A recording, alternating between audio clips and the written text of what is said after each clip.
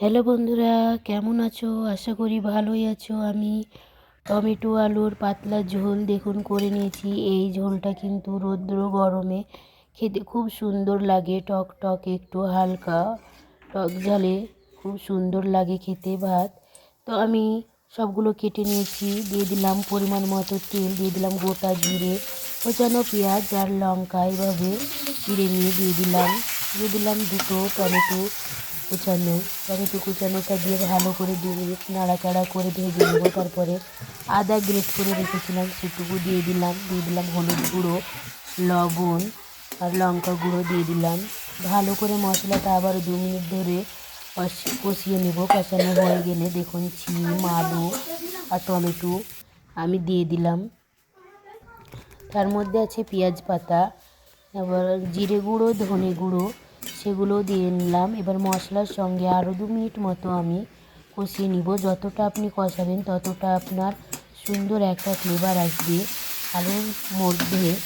লবণ ঝালটা পুরোপুরিভাবে কিন্তু ঢুকে যাবে, খেতেও খুব সুন্দর হবে। দেখুন আমার কষানো হয়ে গেছে। আমি ঠান্ডা নর্মাল জল দিয়ে দিলাম, যতটা পরিমাণ লাগে আলু সেদ্ধ হওয়া মতো আমি দিয়ে দিলাম। 5 মিনিট পর ঢাকা দিয়ে দিলাম। ঢাকা খুলে দেখব, দেখুন আমার এখনো হয়নি। আমি 3 পিস মতো ঝাল বড়া ছিল, সেইগুলো আমি দিয়ে দিলাম। দেখুন কতটা সুন্দর, এটা দিলেও খেতে খুব সুন্দর হয়। আবারও ঢাকা দিয়ে দিলাম। ঢাকা খুলে দেখে নেব এবার আমার সেদ্ধ হয়েছে কি। দেখুন কতটা সুন্দর লবণ ঝাল হয়েছে, একটু সেদ্ধ হয়ে গেছে আমার সবগুলো। একটু লবণটা টেস্ট করে নেব, লবণ ঝাল কতটা হয়েছে।